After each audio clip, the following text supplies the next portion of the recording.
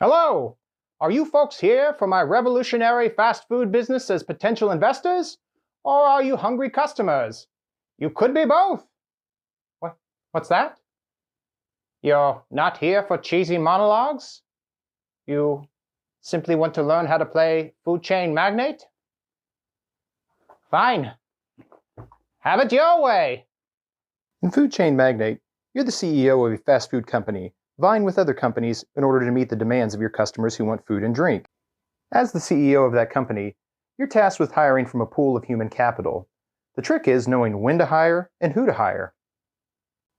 And when you're not jostling for the human capital, you'll certainly be jostling with other players on the limited board in order to meet that demand. So how does this work in theory?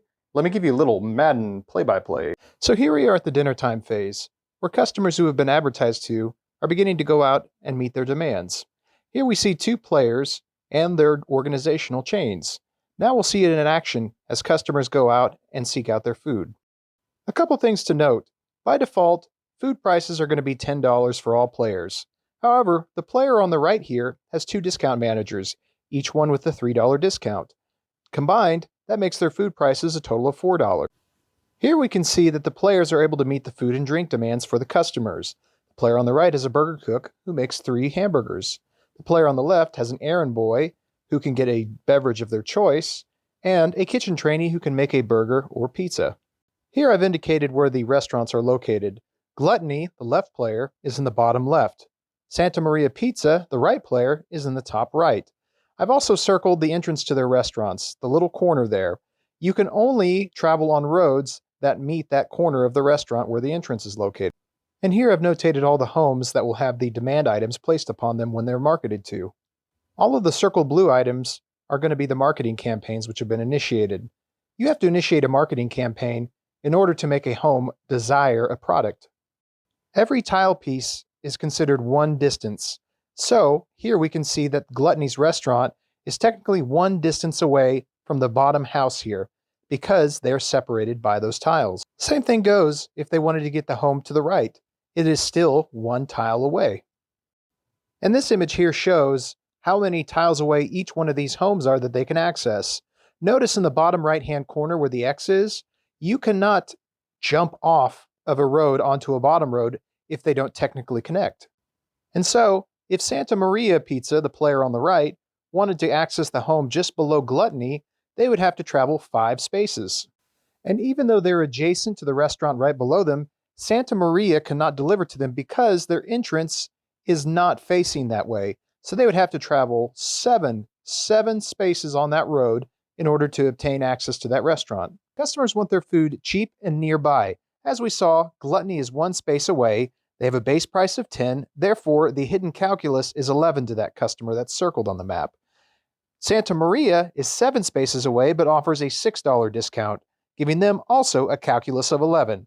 However, in Food Chain Magnate, you have to be able to fulfill the entire order that customer demands. They want a burger and a drink, and the only player that can fulfill that is Gluttony. So, while Santa Maria thought they were being crafty, in the end you could say they played themselves, because they're only going to get a measly $4 payout, while Gluttony is going to get 20, because Gluttony can fulfill 2 items at $10 a piece,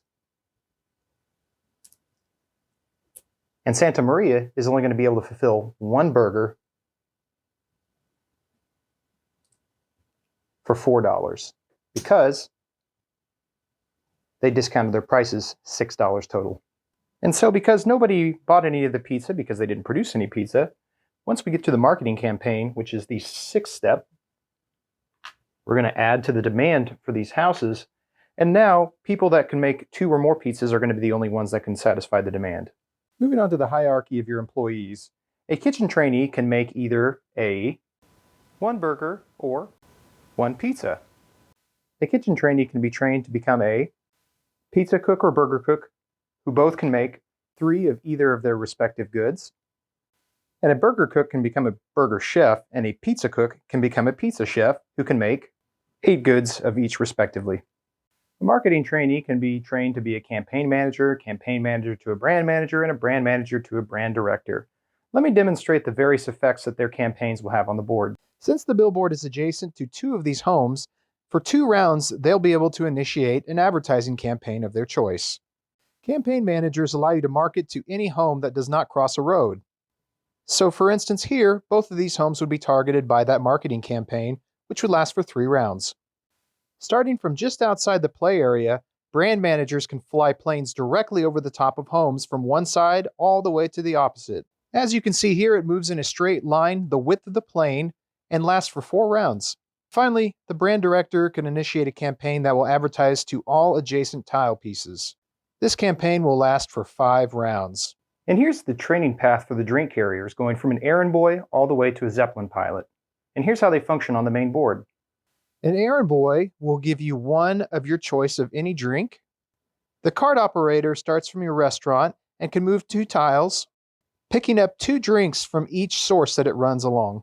The truck driver also starts from your restaurant, driving up to 3 tiles along roads, and can pick up 3 drinks from each source.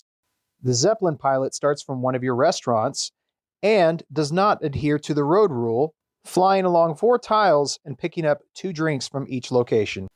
Trainers, coaches, and gurus can be used to move your employees up the career paths by 1, 2, or 3 slots respectively.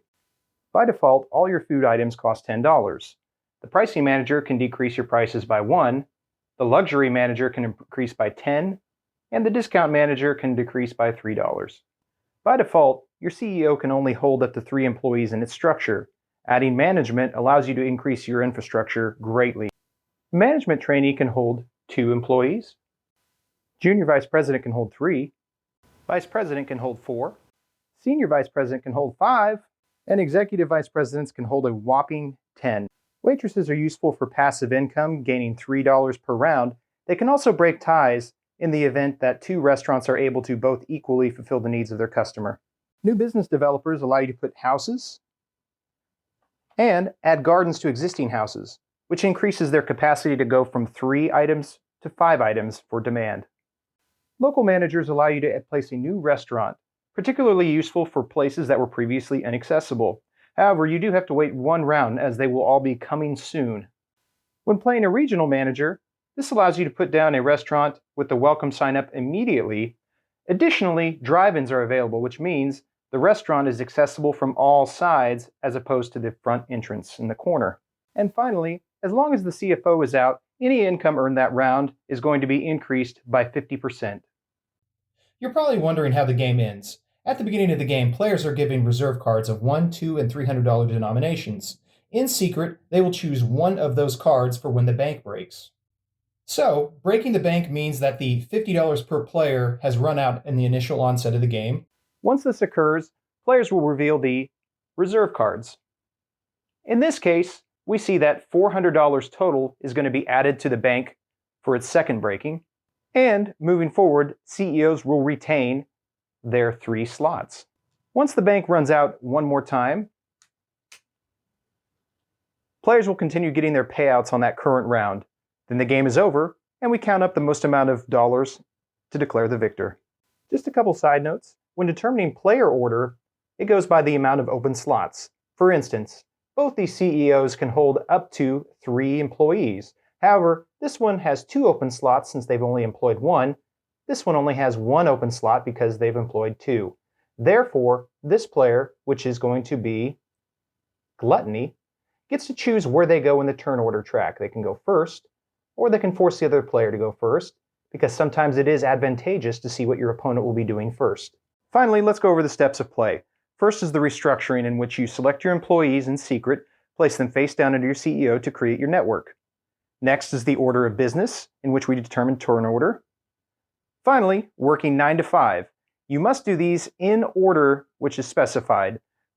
First, you recruit employees, train, initiate marketing, get food and drink, place new houses, and finally, place new restaurants.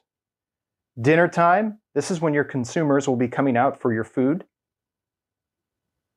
Payday, you must pay all the salaries of employees that have a little dollar sign in the bottom right-hand corner. 6 is when you initiate new marketing campaigns. And finally, cleanup. Speaking of training employees, sometimes it follows a linear path, Sometimes it comes from training from management employees. Please be sure to refer to the player guide included to see which career path your desired employees come from. Finally, I wanted to cover the concept of milestones. Milestones are very powerful upgrades that are accomplished when you do certain actions on the board. Once a milestone has been performed by at least one player, all the other players do have a chance that round in order to claim the same milestone. However, once we get to the cleanup phase, you'll no longer be able to claim that milestone, and all the players will be locked out. Milestones are very, very powerful in this game. It is strongly advised that you go for as many milestones as possible. That's enough jibber jabber for one day. If you enjoyed this 10-minute teach of Splotter's Food Chain Magnate, stick around.